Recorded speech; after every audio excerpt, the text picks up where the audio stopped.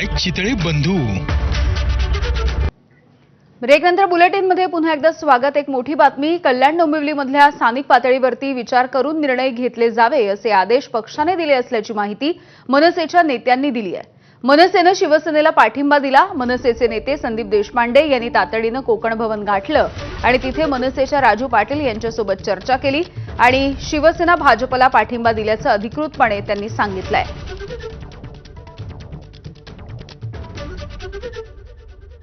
आपल्यासोबत राजू पाटील आहेत. सर, राजू, काय सांगाल, ज्या पद्धतीने या ठिकाणी वेगळा तुम्ही निर्णय घेतला, खरं तर ज्या पद्धतीनं एकमेकांवर टीका असेल, खासदार श्रीकांत शिंदेंवर राजू पाटील जोरदार टीका करताना आम्ही पाहिले ना, आज अचानक वेगळा निर्णय. नाही, जेव्हा टीका करायची तेव्हा टीका केलेली आहे, मान्य आहे, परंतु हा सर्वस्वी स्थानिक आमचा 2 शहरांचा विषय.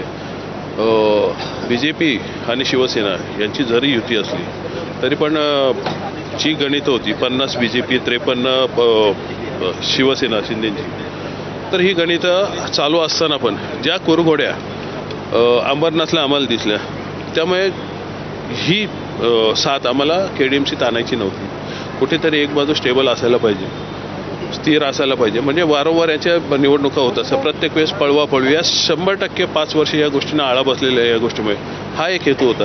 दुसरा हेतू होता की आमचे जे 5 नगरसेवक आहेत पॅनलमध्ये निवडून आलेले आहेत. वेगवेगळ्या पॅनल सिस्टममध्ये 4-4 नगरसेवकांचा पॅनल येतो.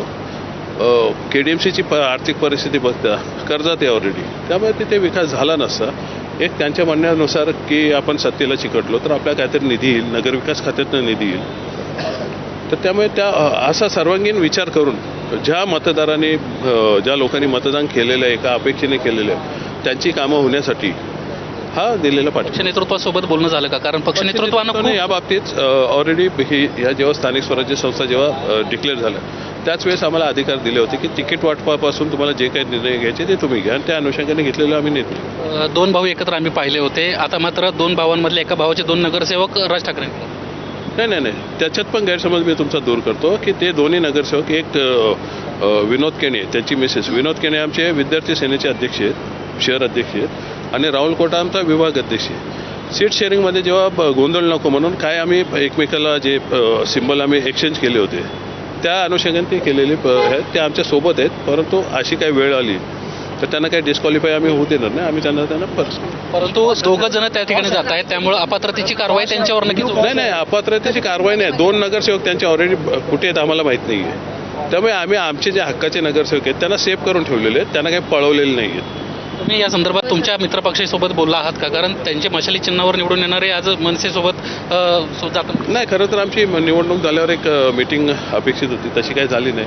आणि या ज्या घडामोडी फास्ट होत होत्या त्यामुळे उद्या आरक्षण पडणार आहे, त्यामुळे आम्ही निर्णय घेतला त्यांना यायचं असेल ते येऊ शकतं. मनसेचा महापौर पाहायला मिळणार नाही, मी त्या दिवशी बोललो की मनसेशिवाय महापौर बसणार नव्हता, तो आता कुठेतरी चिकटलो.